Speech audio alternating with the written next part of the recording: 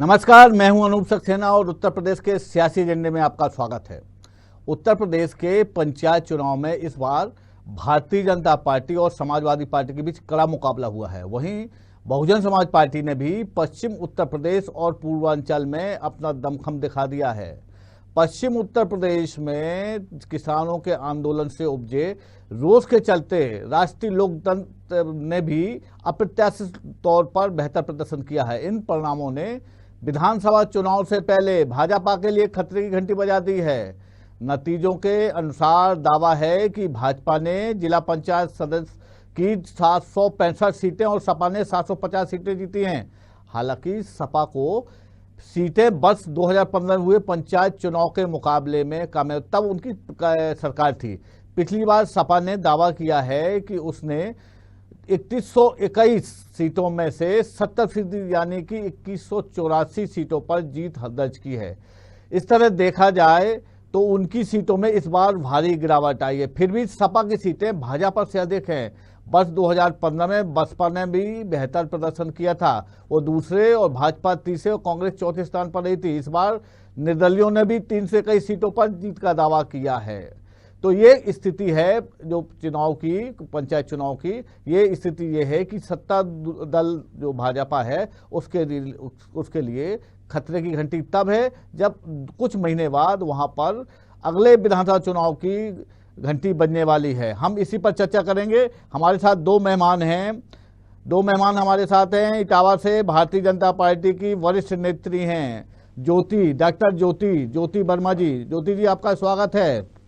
बहुत बहुत धन्यवाद। हमारे साथ समाजवादी पार्टी के वरिष्ठ नेता और प्रदेश सचिव अवनिंद्र यादव जी हमारे साथ हैं। और दोनों अवनिंद्र जी यादव जी, आपका स्वागत है। जी थैंक यू, बहुत बहुत। ज्योति जी, सवाल आपसे जी अनूप जी, ये पंचायत चुनाव के परिणाम जो आए हैं ये क्या बता रहे हैं कि गांव की जनता योगी जी के झांसे में नहीं आ रही है अब?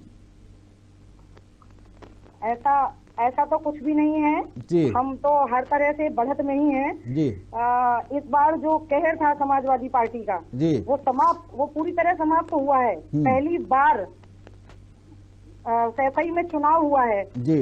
और उसके बाद जो है उन्हें प्रत्याशी उतारना पड़ा वाल्मीकि को, रामफल वाल्मीकि जी। भले उन्हें अधिक मत मिले हैं और उनकी प्रतिद्वंदी विजेता को कम वोट मिले हैं, लेकिन इसके बाद भी जो जीवन भर कभी चुनाव नहीं होता था, हाथ खड़ा कर दिया जाता था कि ये जीता हुआ प्रत्याशी है, वह परंपरा समाप्त हो गई है। ये सही मायने में लोकतंत्र दिख रहा है।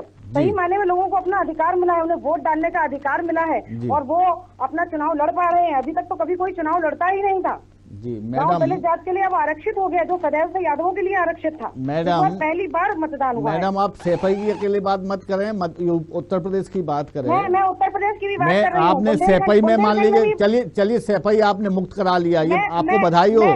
मैं और भी बात करती हूँ। बुंदेलखंड में भी भाजपा ने 39 सीटें जीती हैं, रोहिलखंड में भी 37 सीटें, ब्रज में भी लगभग 51 सीटें हमारे पास है। और दावा किया जा रहा है, हमारे मंत्री जी ने दावा किया है कि 900 सीटों पर हमारी जीत है और 400 निर्दलीय भी हमारे साथ हैं जी।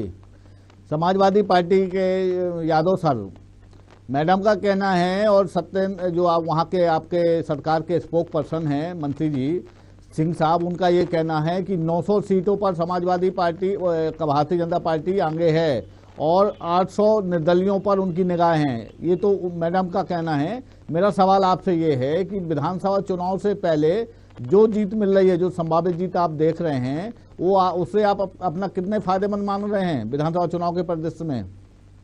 ये बहन ज्योति जी इटावा में बैठ के बात कर रही हैं जी। मैं इटावा से ही शुरुआत करता हूँ अपनी बात का जी। बहुत अच्छी बात कही इन्होंने कि सैफई में पहली बार चुनाव हुआ है जी। शायद बहन जी को इतना ज्ञान नहीं है कि जो निर्विरोध चुनाव होते हैं उसमें निर्वाचन आयोग की तरफ से पुरस्कृत भी किया जाता है उस ग्राम सभा को जी। तो ये तो बहुत अच्छी परंपरा थी। लेकिन हम तो ये कह रहे हैं कि चुनाव हुआ, आपने लोकतंत्र जिंदा कर दिया। मैं बहुत अदब के साथ बहन ज्योति वर्मा से निवेदन करना चाहूंगा कि इटावा में ही जहाँ पे आप बैठी हैं, मैं चैलेंज के साथ कह सकता हूँ कि समाजवादी पार्टी का जिला पंचायत अध्यक्ष बने जी जी भारतीय जनता पार्टी का कोई प्रत्याशी वहाँ नॉमिनेशन भी ना करे। ये मैं बहुत बड़ी चैलेंज के साथ बात कर रहा हूँ। अब तक यही हुआ है। तो इटावा में बैठी है जो बहन जी, जो ये कह रही है कि भारतीय जनता पार्टी ने पूरा सत्यानाश कर दिया समाजवादी पार्टी का, ये गलत विचार। समाजवादी पार्टी पूरे रूरल एरिया में नहीं सर उनका सर मेरी बात सुन सर ज्योति जी एक मिनट मैं बताती हूँ। प्रेमदास कठेरिया जी पूर्व सांसद रहे हैं, उनकी पत्नी और बहू दोनों चुनाव हार गए हैं महेवा से। जी लेकिन जिला पंचायत अध्यक्ष की कुर्सी किसके पास जाएगी? इटावा की। जिला पंचायत अध्यक्ष की कुर्सी के पीछे आप क्यों पड़े हैं? आप बात सुनिए पहले मेरी। आपके सांसद चुनाव हार रहे हैं, आपके सांसद चुनाव हार रहे हैं, आप कह रहे हैं सपा अपना परचम लहरा रही है, योगी जी की नीतियों का परिणाम है। अरे लोकतंत्र में चुनाव का हारना जीतना दो प्रक्रिया है, वो वाली बात नहीं है। लेकिन समाजवादी अमनेंद्र जी मैं ज्योति वर्मा की बात को आगे बढ़ा। अमनेंद्र जी मेरी बात सुनिए, ज्योति वर्मा जी का ये नहीं कहना, ज्योति वर्मा जी का ये कहना है कि जब तक आपकी सरकार रही आपने एक विपक्ष किसी आदमी को खड़ा ही नहीं होने दिया। योगी जी ने पहली बार योगी जी ने आए तब वहां पे सारे दल के लोग चुनाव लड़े हैं। अब तक तो क्या था कि आपका कैंडिडेट घोषित हो जाता था, कोई दूसरा पर्चे नहीं करता डालता था और आप वहां पे निर्विरोध जीत जाते। तो निर्विरोध होना और चुनाव नहीं लड़ने देना दोनों अलग अलग बातें हैं ना। बिल्कुल बिल्कुल नहीं। समाजवादी पार्टी का लोकतंत्र में पूरा गहरा विश्वास है और लोकतंत्र में सबको अपना चुनाव लड़ने का अधिकार है और हार जीत दो पहलू होते हैं, उसमें नहीं दिया गया जीतता है। लेकिन जो निर्विरोध चुनाव होता है बहन जी, उसके लिए चुनाव आयोग पुरस्कृत करता है उस ग्राम सभा को। जी भाई साहब, इसके पहले कभी चुनाव हुआ ही नहीं, आपने किसी को अवसर ही नहीं दिया ना। अवसर तो मिलना चाहिए था, पहली बार किसी को अवसर मिला है। चलिए दोनों मेहमानों से निवेदन है। इटावा अकेले उत्तर प्रदेश बहुत बड़ा सूबा है सर। मैडम आप उत्तर प्रदेश की बात करें, उत्तर प्रदेश की बात करें मैडम। हाँ अनुज जी एक बात मेरी सुन लीजिए कि पहली बार ऐसा हुआ है कि आपके जो भाई साहब जो बात कह रहे हैं कि उनके जो जिला पंचायत अध्यक्ष हैं, जो पहले भी थे, शायद उन्हें लग रहा है इस बार भी बनना है, उनके टक्कर से भाजपा प्रत्याशी ने वोट लिए हैं, लगभग 9000 वोट लिए हैं। उसने करारी टक्कर दी क्योंकि उसे चुनाव लड़ने का मौका मिला। इससे पहले मौका ही नहीं दिया गया कभी चुनाव लड़ने का, अवसर ही नहीं मिला। समस्या ये है। चलिए वेस्ट बंगाल में भी मैडम वेस्ट बंगाल में भी आपको मौका मिला था, वहाँ किसी की मालूम है हमने वहाँ भी हमने बढ़त ली है ना। चलिए अच्छी आपको बधाई हो। लेकिन मेरे सवाल का जवाब दोनों ने नहीं आया। मेरा ये कहना था कि जो परिणाम आ रहे हैं उससे ज्योति जी आपसे सवाल है कि जो ये परिणाम आ रहे हैं क्या ये माना जाए कि गांव की जनता योगी जी से खुश नहीं है? ये सवाल था मेरा आपसे। देखिए मैं आपकी सवाल का पूरा जवाब देती हूँ। पहली बात तो ये है कि ये चुनाव सिंबल पर नहीं होता है, ठीक है। मैडम ये तो हमें भी मालूम है, बहुत चुनाव हमने देखे कराए हैं, बहुत लंबा है मालूम, लेकिन समर्थित तो रहते हैं। फिर आप दावा क्यों कर रहे हैं? आपके सरकार के जो प्रवक्ता है वो क्यों दावा कर रहे हैं कि हमारे पास इतना है? ये मुझे पता है कि सिंबल पर नहीं रहते हैं, लेकिन आपका अप्रत्यक्ष रूप से समर्थित उम्मीदवार रहता है ना, होता ही नहीं होता है। तो कहीं ना कहीं आप जी हाँ, तो त्रिस्तरीय चुनाव में हमने जीत हासिल की है। लगभग 60,000 से ज्यादा पार्टी समर्थित प्रत्याशी हमारे क्षेत्र पंचायत में जीते हैं। जी नहीं, मेरा सवाल ये है कि आप उसको मान रहे हैं कि योगी जी से गांव की जनता खुश नहीं है, मतदाता खुश नहीं है गांव का? देखिए बात खुशी और नाखुशी की नहीं है। एक हद तक कोविड चल रहा है, इस वजह से कुछ वोटर्स भी हमारे जो है वो नहीं निकल पाए हैं। सर एक मिनट पूरी बात होने हैं, फिर आपसे बताऊंगा जी। हाँ, कुछ वोटर्स भी हमारे नहीं निकल पाए हैं, ये भी एक समस्या रही है। कोविड की भी भारी समस्या रही है और अगर कहीं कोई चूक भी हुई है तो उस पर पुनः मंथन किया जाएगा, विचार किया जाएगा। लेकिन चुनाव तो आप ही ने कराया है मैडम, सब सारे लोग कह रहे चुनाव टाल लीजिए। खैर अमनेंद्र यादव जी, मेरा वही सवाल फिर आपसे है कि इस जीत में आपके दल को कितना फायदा होने वाला है, जबकि 6-7 महीने बाद वहां पर इलेक्शन की तैयारी शुरू हो जाएगी? मैं आज भी बहुत दावे के साथ कह सकता हूं कि जिस तरह से ग्रामीण अंचलों में जिला पंचायत अध्यक्ष, प्रधान, बीडीसी जो चुनाव हुआ है उसमें बहुतायत में समाजवादी पार्टी के समर्थित लोगों ने चुनाव जीता है और मुझे ऐसा लगता है इस चुनाव के परिणाम आने से कि ये समाजवादी पार्टी के लिए कहीं न कहीं मील का पत्थर साबित होगा, क्योंकि देहात के इलाके में जिस तरह से लोगों ने आक्रोश व्यक्त किया है भारतीय जनता पार्टी के खिलाफ, निश्चित तौर से मुझे लगता है कि समाजवादी पार्टी का जो 2022 में चुनाव जीतने का संकल्प है उसको कहीं न कहीं मजबूती देने का काम किया है इस चुनाव ने। और मुझे लगता है ये मिनी एक तरह से सेमीफाइनल का आगाज था और ये सेमीफाइनल समाजवादी पार्टी ने जीतने का काम किया है। अभी अगले इसी महीने में जिला पंचायत अध्यक्ष और ब्लॉक प्रमुखी के चुनाव होंगे। मैं निश्चित तौर से कह सकता हूं कि जिस तरह से लोगों ने मत दिया है समाजवादी पार्टी के समर्थित प्रत्याशियों के पक्ष में, उस तरीके से हम लोग लगभग पूरे उत्तर प्रदेश में 60 से 70% जिला पंचायत अध्यक्ष और ब्लॉक प्रमुख की कुर्सी पर कब्जा करने का काम करेंगे। ज्योति वर्मा जी जवाब चाहूंगा, लेकिन एक सवाल के साथ जवाब चाहूंगा आपसे। मेरा सवाल ये है कि भारतीय जनता पार्टी से ज्यादा सीटें समाजवादी पार्टी के पास है, तो क्या ये माना जाए कि उत्तर प्रदेश में जो गांव का जनमत आया है वो मौजूदा सरकार के विरोध में आया है? नहीं सर, विरोध में नहीं आया है जी, इसको हम विरोध नहीं कहेंगे। और एक बात और आपने कहा, जवाब चाहूंगा सवाल के साथ, तो जो भाई साहब ने भी कहा कि कब्जा, ये भाषा शैली ही ये बताती है कि मेरी बात हर जगह पर अक्षरशः सत्य है। सीट पर कब्जा करने वाली बात हो रही है, एक नेतृत्व देने की बात नहीं हो रही है। आप अगर किसी अच्छे पद पर बैठते हैं, प्रतिष्ठित होते हैं, तो जनता की सेवा के लिए होते हैं, ना कि उस पर कब्जा करते हैं। जब आप आज आपकी भाषा शैली में कब्जा आ रहा है तो फिर आगे आप क्या करेंगे? भविष्य दृष्टि वाली बात है कि मेरा कब्जा होगा, ये भाषा शैली ही उचित नहीं है। आप कब्जा करेंगे तो जनता क्या करेगी? आज आप सीट पर कब्जा करेंगे, कल जनता के घरों पर कब्जा करेंगे, खाली प्लाटों पर कब्जा करेंगे, फिर आगे क्या होगा? यही बात है, कह के तो आप गुमराह करते हैं। करना धरना तो कुछ होता नहीं, केवल इन्हीं तरीके से आप समाजवादी पार्टी का व्याख्या करते हैं, इसी तरह से बदनामी देने का काम करते हैं। आप नहीं, नीतियों के बारे में व्याख्या उसी की होती है जहाँ कुछ छंद या पद होता है, ऐसे कैसे व्याख्या कर देंगे? बिना लाइनों की व्याख्या नहीं होती। मैं दावा कर रहा हूँ ना, समाजवादी पार्टी 60 और 70% सीटें जीतेगी, मैं दावा कर रहा हूँ। आप कहिए 80% जीतेंगे। अभी इसी चुनाव में अभी हमारी सीटें ज्यादा आई हैं, जबकि आप सत्ता में बैठे हैं, फिर भी हमारी सीटें ज्यादा आई हैं बहन जी। इसका मतलब लोगों ने हमारी सीटों को पसंद किया, ज्योति जी, हमारे नेतृत्व को पसंद किया। ज्योति जी, ये तो ऐसा अगर आप मान लें, ये समझ लें आप कि ये तो कब्जा है, जो आम बोलचाल की भाषा है, उनका प्रयास ये नहीं था कि वो, और निश्चित तौर पे अभिनंदन यादव जी प्रदेश सचिव हैं, मंत्री हैं, तो उन्हें भी इस चीज का ध्यान रखना चाहिए कि जो संसदीय भाषा की है उसका उपयोग करना चाहिए। मेरा यादव जी आपसे सवाल है सर, उत्तर प्रदेश सरकार के प्रवक्ता कह रहे हैं कि उनके भाजपा के जो समर्थित प्रत्याशी हैं जिला पंचायत सदस्यों के रूप में 900 जीते हैं और 800 निर्दलीय प्रत्याशी भी उनके साथ संपर्क में हैं, सरकार उनकी है। तो मैं ये जानना चाहता हूँ कि आने वाले जो आप कह रहे हैं कि इस महीने जिला पंचायत और ब्लॉक अध्यक्षों के चुनाव होने वाले हैं, तो क्या माना जाए भाजपा का परचम रहेगा या उनकी जो दावा है सरकार के जो स्पोक पर्सन है उसमें आप कितने सत्यता मानते हैं, या उससे आप कोई घबराए हुए तो नहीं है? नहीं, दावा लोकतंत्र में अपनी बात कहने का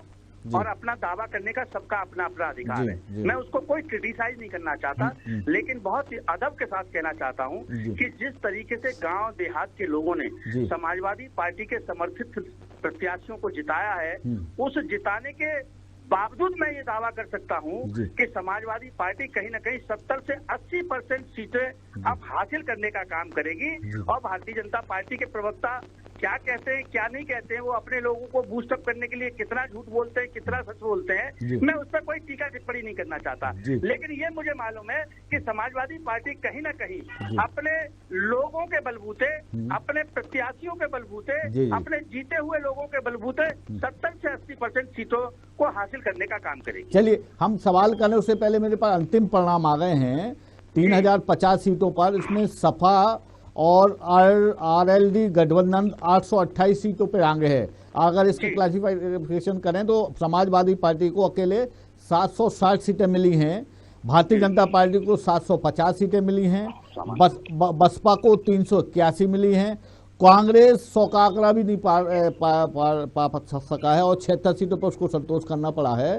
निर्दलीय वाहन जिसपे सरकार के प्रवक्ता कह रहे हैं तो 951 हैं, तो ये बहुत बड़ा अंतर है, बहुत बड़ा है, और सरकार भारतीय जनता पार्टी की है। यादव साहब, सवाल ये है कि ये जो निर्दलीय वाहन हैं अगर ये सरकार के साथ चले जाते हैं तो आपका जो सोचना है, आपका जो दावा है वो कहाँ तक पूरा हो पाएगा? मैं आपको बड़े अदब के साथ एक तरफ से गिनाना शुरू करता हूँ जी। बहन जी बैठी हैं, मेरे दावे को नोट करती जाएं और बाद में मुझे इससे बात कर लें। फिरोजाबाद से लेके फिरोजाबाद, एटा, इटावा, मैनपुरी, कन्नौज, फरुखाबाद, आपके कानपुर देहात, कानपुर, प्रयागराज तक, जौनपुर, बलिया, आजमगढ़, इधर सहारनपुर, बुलंदशहर, मथुरा को छोड़ देता हूँ मैं, और आगरा छोड़ देता हूँ मैं, आगरा मथुरा को छोड़ रहा हूँ। इन सारे जगह में मैं गारंटी के साथ कह सकता हूँ समाजवादी पार्टी अथवा राष्ट्रीय लोकदल के जिला पंचायत अध्यक्ष बनेंगे तो भारतीय जनता पार्टी कहाँ जीतेगी। मैं जानता हूँ कि सत्ताधारी दल कहीं न कहीं हुक्मरानों के बल पे, अपनी अफसरशाही के बल पे कहीं ना कहीं षड्यंत्र करने का प्रयास करेगा, लेकिन निश्चित तौर से हम लोग मानसिक रूप से तैयार हैं, इनकी अफसरशाही का झटका झेलने के लिए तैयार है। और इनकी जो तथाकथित गुंडागर्दी जो इन्होंने शुरू की है अभी फिरोजाबाद में ही 2 लोगों को चुनाव हराया, जबरिया हराया, तो कुल मिला के ये कितना भी दुरुपयोग कर ले। यादव जी आपने जो आपने जिन जनपदों के नाम गिनाए हैं या जिला पंचायतों के नाम गिनाए हैं, उसको सबको मिला के कितनी विधानसभा सीटें प्रभावित होंगी, यानी आप कितनी विधानसभा सीटों पे आगे हो जाएंगे ये मानेगा विधानसभा चुनाव को? हमारे नेतृत्व ने जो दावा किया कि 351 प्लस अगले विधानसभा चुनाव में 351 प्लस सीटों पे हम लोग विधानसभा के चुनाव में जीतने के लिए हमारी सीढ़ी तैयार हो जाएगी, हमारा बेस तैयार हो जाएगा इन जिला पंचायत अध्यक्षों की चुनाव से और ब्लॉक प्रमुखों के चुनाव से। ज्योति वर्मा जी देख रहे हैं 341 प्लस बता रहे हैं, हमने 51 प्लस बता रहे हैं, यानी कि वहाँ पर लगभग यादव जी 2/3 बहुमत मान रहे हैं आप? जी बिल्कुल। जी तो क्या अगर जी अनूप जी बताएं जी, आप क्या मानेंगे आप इसको? देखिए, अगर पंचायत चुनाव और जिला पंचायत अध्यक्ष के चुनाव के आधार पर अवनींद्र जी जो हैं विधानसभा की गणना कर रहे हैं, तो यह तो मुझे उचित नहीं लगता, क्योंकि क्या पिछले समय में इनका जिला पंचायत अध्यक्ष नहीं था क्या? जी, पिछली बार भी इनका जिला पंचायत अध्यक्ष था, तब क्या हुआ था? जी, उस समय तो सरकार के खिलाफ एंटी इनकम्बेंसी थी मैडम, और एक लहर थी भारतीय जनता पार्टी की। नहीं लहर थी, वो चीज अलग की बात है, लेकिन अध्यक्ष तो आप ही का था ना।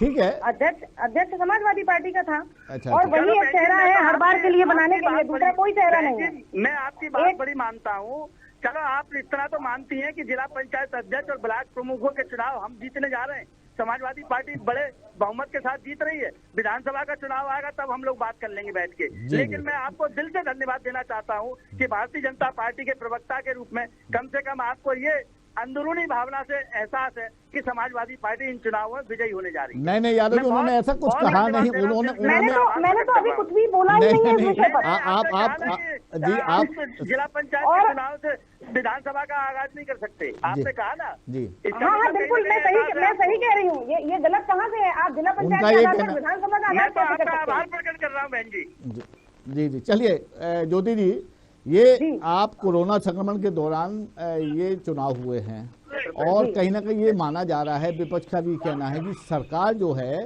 पूरी तरह से असफल हुई है संक्रमण से लोगों को मुक्ति दिलाने में। ऑक्सीजन बेड नहीं मिले हैं, ऑक्सीजन सिलेंडर नहीं मिले हैं, बेड नहीं मिले, दवाइयों की कालाबाजारी हो रही है, आपके कई विधायकों को मतलब स्वर्गवास हुआ है, और कई भारतीय जनता पार्टी के नेता परेशान हुए हैं, उनके परिजन परेशान हुए हैं, संक्रमित हुए हैं। तो ये जो नाराजगी है जनता, ये जो अव्यवस्था है या उसको विफलता माने तो उसकी नाराजगी गांव की जनता ने अपने वोटों के माध्यम से दी है, आप ऐसा मान रही हैं कि नहीं? जनता को तो कोई दोष मैं देना नहीं चाहूंगी, क्योंकि ये लोकतंत्र है और जनता ने जो कुछ भी किया है वो फैसला स्वीकार है, क्योंकि हमारे यहाँ जनता को ही सब कुछ माना जाता है और जनता की सेवा के लिए हम बैठे हैं। लोकतंत्र जीवित रहना चाहिए, कोई भी चुनाव होता है एक पक्ष हारता है एक पक्ष जीतता है, ये विषय इतना बड़ा नहीं है कि अगर हम हार रहे हैं तो जनता को दोष दें और हम जीत रहे हैं तो जनता की तारीफ करें, ये गलत बात है। जनता सदैव सही रहती है और जिसको भी वोट करती है वो सोच समझ कर करती है, और जनता ने जो भी किया है वह अपने पूरे सोच समझ के पूरे विचारों के साथ किया है। रही बात कोविड की, मैं एक बात कहना चाहूंगी जो मेरे मन में काफी समय से थी, आज मुझे अवसर मिला है। बहुत समय से कोविड की बात चल रही है और ये बहुत गहरी समस्या है, बहुत बड़ी समस्या है भारत के लिए, और जो लोग भी जा चुके हैं उनके प्रति मेरी बहुत गहरी संवेदनाएं हैं। लेकिन क्या कभी किसी ने ये विचार किया है कि इस समस्या कितनी बड़ी है और देश हमारा कितना बड़ा है? हमारे देश की क्या आबादी है? उस देश को चलाने वाला एक व्यक्ति है। 135-36 करोड़ की आबादी है। एक व्यक्ति रात दिन एक करके कोविड के मरीजों के लिए, कोविड के लिए हर प्रदेश में हर जगह व्यवस्थाएं करता है, सारी चीजें मैनेज करता है। और विपक्ष क्या करता है? विपक्ष बैठे बैठे सिर्फ उंगलियां उठाता है। वैक्सीन नहीं लगवानी है, अगर बेड मिल रहा है तो खाली बेड है वहां पर उन्हें भरा दिखाया जा रहा है। हर तरह से झूठ खबर फैलाई जा रही है। हाँ, ये बात सही है कि ये समस्या बहुत बड़ी है। इस समय में सबको साथ देना चाहिए था, लेकिन किसी भी विपक्ष ने किसी भी प्रकार का कोई भी साथ नहीं दिया। और एक बात, रही बात मेडिकल की, इस समय विकट समस्या है, उसके बाद भी लगातार भारतीय जनता पार्टी की सरकार कार्य कर रही है, माननीय मोदी जी कार्य कर रहे हैं। सभी जगह हर अस्पताल में प्लांट लगाने का काम बहुत तेजी से चल रहा है कि जितने भी हॉस्पिटल हैं प्रदेश में लगभग सब में प्लांट लगेगा। और उसके बावजूद एक मैं बहुत गंभीर बात है जो मैं इस समय कहना चाहूंगी कि जब सरकार थी अखिलेश जी की, उस समय उन्होंने लगभग 2000 करोड़ रुपए का एक जैसे घोटाला कह सकते हैं वो किया, वो भी एम्बुलेंस के नाम पर। बात मेडिकल की आई इसलिए मैंने ये बात रखी। जी जी। और वो घोटाला ऐसा बड़ा घोटाला था जिसमें एम्बुलेंस कभी चली ही नहीं। 102 और 108 नंबर में मरीज कहाँ से आते थे, कहाँ जाते थे, वो एम्बुलेंस कैसे चलती थी, उसको अपडेट करने के नाम पर करोड़ों रुपए का पेमेंट दिया गया। और इस बिल पर यहाँ तक कि उस समय जो तत्कालीन स्वास्थ्य मंत्री थे उन्होंने आपत्ति भी जताई। उसके बाद भी हर महीने 43 करोड़ का पेमेंट किया जाता रहा और उसकी एम्बुलेंस की लोकेशन ट्रेस करने के लिए कोई जीपीएस भी मौजूद नहीं था और एम्बुलेंस चल रही है। तो इस तरह का घोटाला जिन्होंने किया, इतना इतना पैसा कमाया, आज इस कोरोना की महामारी के समय में, वर्तमान समय में क्या सहयोग किया उन्होंने जनता। चलिए ज्योति जी, आपसे 3 सवाल है। आपने जो बात कही है मैं आपका इसका जवाब लूंगा अभिनंदन यादव जी से। पहले बात आपने कही कि एक अकेला आदमी रात दिन मेहनत करता रहा है, तो क्या यह माना जाए कि आपकी पूरी सरकार केवल मुख्यमंत्री पे भरोसे सारी पूरी सरकार सो गई थी क्या? कोई प्रबंधन नहीं था? दूसरी बात आपने पहले मेरी बात हो जाने दीजिए। दूसरा सवाल मेरा ये है आपसे, दूसरा ये कि आपने कहा कि अखिलेश यादव जी के समय बहुत बड़ा घोटाला हुआ, लगभग 5 साल होने को है मैडम, आपने उनके खिलाफ कार्रवाई क्यों नहीं की? आपके पास सारे पुख्ता सबूत थे, आपकी सरकार है, केंद्र में आपकी सरकार है, आप क्यों नहीं एक्शन ले रहे थे? आप अब तक क्यों खामोश बैठे हैं? जी मैडम बताएं। जी सर, जवाब दीजिए। बिल्कुल सर। एक्चुअली ऐसा है, जब इतने बड़े पैमाने पर उन्होंने ये सब किया, उसके बाद उन्होंने अपने सारे काम इसी तरह से सीधे किए कि किसी की उस पर नजर न पड़े, कोई काम ना हो, कोई जान न पाए, कोई आरोप उन पर ना पाए। क्योंकि 2 बार सीएम रहने के बाद पूरा घर परिवार, सांसद, विधायक, इस तरह से और पूरी तरह से गुंडागर्दी हर क्षेत्र में, हर जगह, ये एक मूल कारण रहे हैं। अरे मैडम, आपने आरोप लगाया कि घोटाला हुआ है, तो क्या ये माने कि आपकी सरकार ने जांच कराई, और जांच कराई तो आपके अधिकारियों ने इतने योग्य नहीं कि वो जांच को पुख्ता करें? अगर आपका आरोप है तो उसको सिद्ध नहीं कर पाए आपके अधिकारी, और अगर अधिकारियों ने सिद्ध की तो फिर कार्रवाई क्यों नहीं हुई? भैया आपके अगला चुनाव आने वाला है मैडम, ये केवल आपके कहने से अकेले उन पे आरोप थोड़ी लगता। कम से कम सरकार को एक्शन लेना चाहिए, और आप कहें सरकार से बोलेंगे अभी भी कुछ। बिल्कुल संज्ञान में आया है मामला, तो जांच भी होगी और आरोप सिद्ध होगा। तो लेकिन बहुत देर कर दी जब इलेक्शन आ गया तब। अभिनंदन यादव जी, ज्योति वर्मा जी की सवाल का जो उन्होंने आरोप लाया उसका जवाब चाहता हूँ मैं आपसे। नहीं, मेरे बोलने से पहले आपने मेरा पक्ष रख दिया, मैं इस बात के लिए आभारी हूँ। ये मैंने आपका पक्ष नहीं रखा है, जो मेरा सवाल पे प्रत्युत्तर सवाल था, मतलब जो सवाल इन्होंने। नहीं, ठीक है। मेरी समझ से मुझे लगा कि मेरी पैरोकारी आप नहीं, मैं तो अपनी बात रख रहा हूँ। जी नहीं, मैं निवेदन करना चाहता हूँ बहन जी से, अगर जो सरकार चलाने का सलीका नहीं है तो सलीका सीख लेना चाहिए। आरोप लगाना तब चाहिए, विपक्ष के लोगों के हिस्से में होता है आरोप लगाना, आपके हिस्से में तो कार्रवाई करना है।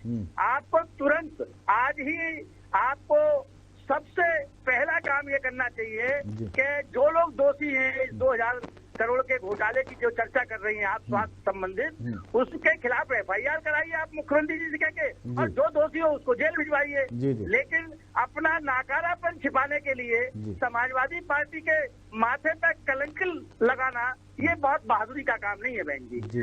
मुख्यमंत्री जी मुख्यमंत्री जी का परिवार एक नहीं 7 MP रहे हैं। ये जनता, प्रदेश की जनता प्यार करती है सैफई परिवार से, इसलिए रहे हैं। कहीं कोई बूथ कैप्चरिंग या हवा में उड़कर MP नहीं बनता है या MLA नहीं बनता है। जी, उसके बाद भी 2 साल से सैफई प्लांट, ऑक्सीजन प्लांट खराब पड़ा है। आप में सक्षम है, लोगों का प्यार उनके हिस्से में आता है, इसलिए इतने व्यापक पैमाने पे जीतते हैं। अभी भी हमारे 5 MP है। सर तो मेरा सवाल ये है सर कि प्रदेश की जनता प्यार नहीं करती। बिल्कुल, और मुझे खुशी है कि वो तो अभी पंचायत चुनाव भी आने वाले हैं। अब तो चुनाव भी आने वाले, वो समझ में आ जाएगा कितना जनता कितना प्यार करती है। समाजवादी पार्टी 2022 में इसी आपके वक्तव्य के माध्यम से मैं गारंटी से कह सकता हूँ कि सत्ता में आने का काम करेगी। अमन जी, ज्योति वर्मा जी बहुत ही साफ पॉलिटिशियन है और बहुत अपनी बात को बहुत साफ गोई से रखती हैं, और जो सत्य होता है वो बताने में नहीं हिचकिचाती। कई बार हमारे साथ बैठी हैं, डिबेट में भाग ली हैं, तो निश्चित तौर पर और उन्होंने जो कहा है और पिछले बातों पे जो दावा किया है, जो उन्होंने वादा किया था वो सरकार तक पहुंचाया, उसके परिणाम भी बहुत साथ तक देखने आए। मेरा सवाल आपसे ही है सर, ये जो कहा जा रहा है, जो ये परिणाम आए हैं वो कोरोना संक्रमण के समय की नाराजगी की वजह से आए हैं। सत्ता पक्ष का कहना है कि आपके विरोधियों का कहना है कि समाजवादी पार्टी को बहुत ज्यादा खुश होने की जरूरत नहीं है। जैसे ही चुनाव आएंगे, योगी सरकार ने जो विकास के काम किए हैं, गुंडागर्दी को खत्म किया है, और भी जो उत्तर प्रदेश को आगे ले जाने की जो बात कही, उसके आधार पर उत्तर प्रदेश की रियाया है, उत्तर प्रदेश की जनता योगी के साथ खड़ी हुई है। तो समाजवादी पार्टी को ज्यादा परेशान और खुश होने की आवश्यकता नहीं है। ऐसा है भ्राताश्री जी कि उत्तर प्रदेश की जनता इतनी खुश है कि जो सबसे बड़ा तबका है, किसानों का तबका जी, वो योगी सरकार के खिलाफ कितना आक्रोशित है, इस चुनाव से वो प्रतिबिंबित होता है। जी। लेकिन चूंकि भारतीय जनता पार्टी के नेता बोलने में, वाक्पटुता में हमसे कहीं ज्यादा सलीका सीखे हुए हैं, ये हम स्वीकार करते हैं। हम इतने सलीकेबंद तरीके से अपनी बात को नहीं कह पाते, ये हमारी कमजोरी है। लेकिन मैं बहुत अदब के साथ कहना चाहता हूँ कि समाज का कोई ऐसा तबका नहीं है जो आज भारतीय जनता पार्टी से आजिज नहीं है, चाहे वो व्यापारी हो, चाहे वो किसान हो, चाहे नौजवान हो, चाहे महिलाओं के मामले में हो। मैं उन बातों को कुरेदना नहीं चाहता, लेकिन जिस तरह से आपदा प्रबंधन होता है, उस पूरे आपदा प्रबंधन में, चाहे वो केंद्र की भारतीय जनता पार्टी की सरकार हो, चाहे सूबे की सियासी सरकार हो, लेकिन मैं गारंटी के साथ कह सकता हूं कि आपदा प्रबंधन में 100% फेलियर है सरकार। और उसी वजह से ये 3-3, 4-4 इनके MLA बेचारे दिवंगत हो गए। मेरी बड़ी सहानुभूति है उन परिवारों के साथ। ये अपने विधायकों को नहीं बचा पाए। क्यों नहीं बचा पाए? कहीं ऑक्सीजन नहीं मिल पाई बेचारों को, कहीं दवा टाइम से नहीं मिल पाई, कहीं इंजेक्शन टाइम से नहीं मिल पाए। तो जब ये अपने विधायकों को नहीं बचा पाए तो सूबे की जनता की क्या सुरक्षा कर पाएंगे? बिल्कुल। अंतिम सवाल ज्योति वर्मा जी से बहुत संक्षेप में जानना चाहूंगा कि उत्तर प्रदेश में किसानों का आंदोलन लगातार चल रहा है, तो ये जो नाराजगी पंचायत चुनाव में है और यही हाल रहा तो क्या विधानसभा चुनाव में नहीं होगा? इसके लिए क्या तैयारी हो रही है आपकी पार्टी से? देखिए, ये कोई नाराजगी नहीं है। मैंने पहले भी कहा कि कोविड जैसी महामारी में जनता अपनी मुसीबतों में स्वयं परेशान है। और रही बात वोटिंग की, तो जिस हिसाब से वोट गांव और उसका किसानों का पड़ना चाहिए था, उस तरह से हमारा वोटर्स नहीं निकला है। क्योंकि चुनाव है, वोट बांटना भी है, कुछ लोग डरे घबराए अपने घरों में भी बैठे हैं, नहीं जा रहे हैं, तो कुछ प्रतिशत हमारा इससे भी कम हुआ है वोट का। और रही बात हार और जीत की, तो एक पक्ष जीतेगा एक पक्ष हारेगा, ये तो बिल्कुल ज्योति जी, जिस तरह से चुनाव के परिणाम आए हैं, कोरोना काल में जिस तरह से वोटिंग हुई है और जिस तरह से कोरोना प्रोटोकॉल का पालन नहीं किया है, उसमें कहीं ना कहीं आपका जो प्रशासनिक तंत्र है वो विफल हुआ है। अब जो परिणाम आने वाले हैं या आने वाले कुछ दिनों में जो ब्लॉक और जिला पंचायतों के अध्यक्षों के चुनाव हो रहे हैं, उसमें क्या नतीजे आते हैं ये तो आने वाला समय ही बताएगा। लेकिन ये संक्रमण के इस दौर पे ये बहुत महत्वपूर्ण है कि हमें खुद, जो अदृश्य दुश्मन है हमारा कोरोना, उससे बचने के लिए खुद आम जनता को, राजनेताओं को, नौकरशाहों को, वो सभी को, समाज के हर वर्ग को खुद से सावधानी रखनी पड़ेगी। क्योंकि ये जो कोरोना है और जो संक्रमण है, ये केवल सावधानी से ही उससे बचा जा सकता है। आप दोनों मेहमानों का बहुत बहुत शुक्रिया। कल हम किसी नए पैनल के साथ एक बार फिर से आपसे हाजिर होंगे, मुलाकात करेंगे। तब तक के लिए शुक्रिया, नमस्कार।